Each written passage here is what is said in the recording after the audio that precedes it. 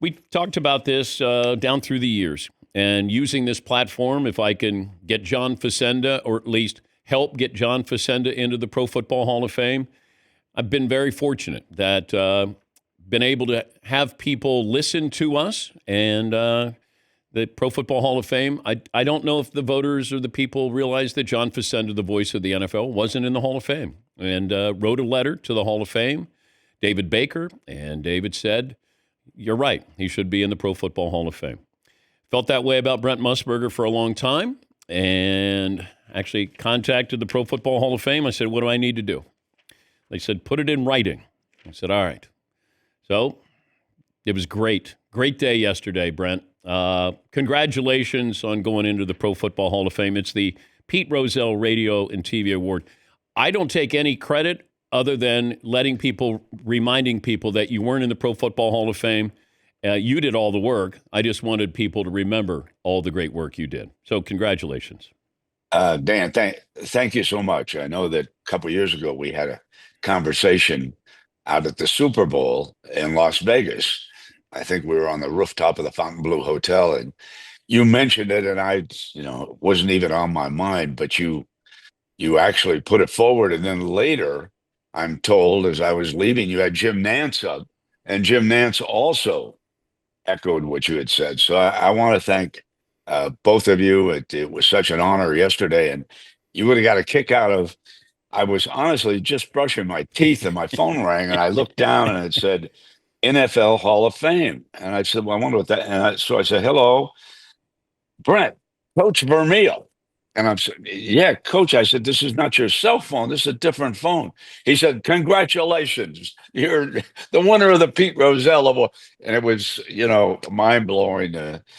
I said, "Listen, Dan Patrick, Jim Nantz, and you, Coach, you're the ones who put this forward, and I owe you a debt of gratitude." It was great moments. I just wish, Dan, Irv Cross, Phyllis George, Jimmy the Greek, I wish they were still with us to share in this because they meant so much to the NFL today and actually the start of my career. So, again, thank you so much for your platform. Well, you gave me almost an opportunity to dream because when I watched you do your show when the NFL Today, I remember watching and saying, I can do that.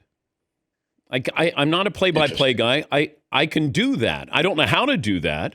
I don't know if I'd ever get a chance to do that, but it's the first time in my broadcasting career or like the beginning of it that I had a direction, and you gave me that direction, and you provided a soundtrack for people's lives for 50 years. And that's the staying power is remarkable, but I thank you because you made it look like you can do you and Costas, Bryant Gumbel, guys who are really good, they make a hard job look easy. And that's why there's a lot of people who want to do this job. And you did that. It's not easy, but you provided that soundtrack, and I'm forever grateful for that. I'm so appreciative to hear that. And so many youngsters through the years, Dan, have come up and said, I really want to get into sportscasting. I love what you do. And I would spend some time and talk them through it. But you touch a lot of lives. And I was asked yesterday, anybody ever get upset with you? And I chuckled and I said, occasionally I would get a letter, a little nasty, from a preacher somewhere who said that I was spoiling church attendance on Sunday. Did you get any negative feedback, when you were saying you were looking live? No, it's interesting. No, everybody sort of gravitated to it without knowing how it started. And it started because my director, Bob Fishman, who was a Hall of Fame director, by the way, he, at a meeting of the NFL Today once early in the week, said that his father had a friend who loved to bet over-unders. And we were coming into November, and he wanted the weather at the various stadiums where we were going. And we didn't have enough time. Remember, the NFL Today was a half-hour show. Now those pregame shows go on for days. But So, well, I said, we can't do a weather report. But I said, Bob, what if you give me a live picture? And we start. I think the first one down might have been Soldier Field Yeah.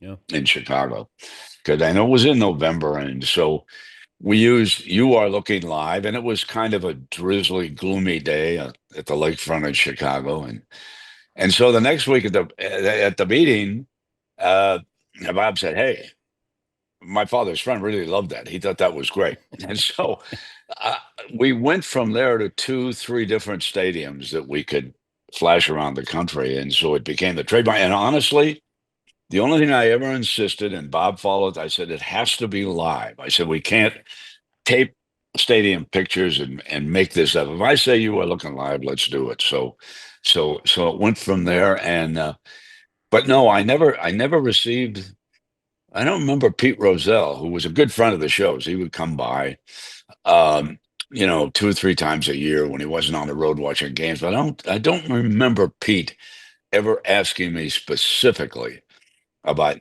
you are looking. I just became the trademark of the show. That's how we But opened you it. were kind of dancing around gambling without, Oh yes, oh yes. and I But don't. remember now, Jimmy, we weren't dancing. Okay, we were hugging. I mean,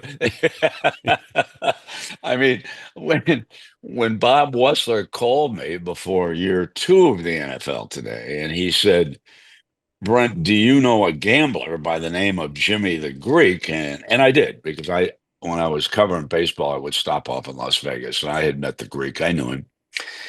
And he said, I want to put him on the NFL today to talk about the games. And I said, Bob, that's fine, but what are we going to do with Commissioner Rozelle? And of course, that led to the famous meeting that we had for about an hour down the Park Avenue NFL offices. And Rozelle could not have been uh, more favorable to what the Greek being on the show. And then when we got Mm. up to leave to go back, the commissioner said, oh, by the way, listen, guys, do me a favor. Now, when you were at a meeting with the commissioner, okay, and he says favor, we knew here came the marching order.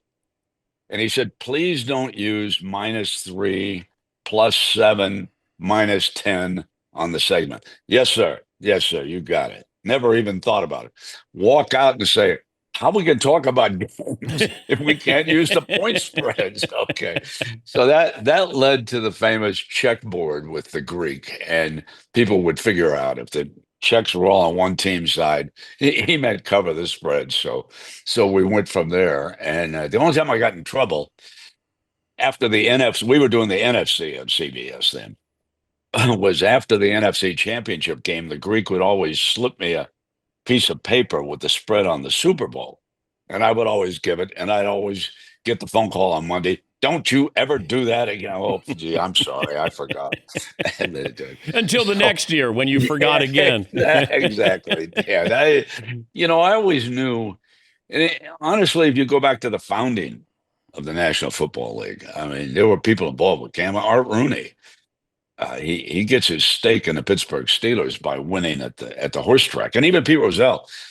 Every time I went to the Kentucky Derby, Pete Rozelle was there, usually with Wellington Mara, the owner of the Giants. So I knew, and the underground was just full of people who like to bet on the National Football League. And I'm glad that it's now legal.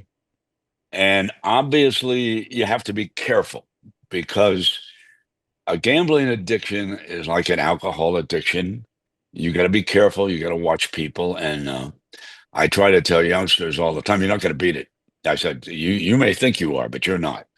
I said, if you want to do it for recreation, as I do, I said, go ahead and enjoy it.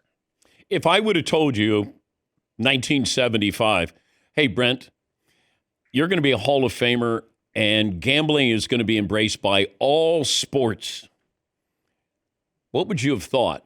That we have gotten to this point that gambling is now commonplace. It's almost like you're guilted in if you don't gamble on things. I would have thought you were crazy. Okay. To tell you the truth, both instances, the guy never got into this, dreaming about Hall of Fames. I went to Canton early in the NFL career to shoot a segment for it, but I never dreamed about going in. And the gambling, I guess I always thought it had a chance to be legal, but I didn't realize how sports were going to embrace it. And you're so right. I talk to people all the time. I mean, think about ESPN, which did not exist when the NFL Today started. I mean, we didn't have cable television like we have it. If you go up, I was watching last night, like a lot of people I watch, and the bottom line, there were NBA spreads and over unders were Yeah. coming under, and I always smile when I see it because that was so verboten back in the 70s, and now it's just part of the culture. And I think, Dan, that's a good thing because I think it'll just kind of be accepted and go on its own way down the road, to tell you the truth. I was wondering if you could get Joe Namath to introduce you at the Hall of Fame. Since, man, Joe. I mean, you were there when he made his big proclamation. Oh, yeah. And that they were going to win Super Bowl III. Yeah, it's great. It was, you were talking about stadiums. Yeah. And the old Orange Bowl. I think for me, the stadiums always stand out where I have memories of what happened there. Okay. And Super Bowl III was really something because earlier in that week, we'd gone to Fort Lauderdale and the bellman told us that Joe Namath was out back, and there were a handful of us. I was a writer then, and I also worked at BBM, the CBS radio station. And we went out back, and there was Joe in a lounge chair, that famous picture with, there was a lady behind him getting an autograph, and people came up and wished him good luck. And I tell people it wasn't braggadocio. It wasn't like, oh, I guarantee it was just kind of matter of fact. And we're going to win the game. I guarantee it. And it was just kind of thrown out there. I tell you the truth, it did not become a big story until after the fact. Dave Anderson, great columnist in the New York Times, was with me at a country club that Joe spoke at. Believe it or not, on Friday night, he was a guest of honor. And he repeated it. And it was Dave, and it was such a small story in the Times. And now it has become bigger than life. But as for the game itself, okay, I was upstairs. I had a press pass, but I was in the photographer's box.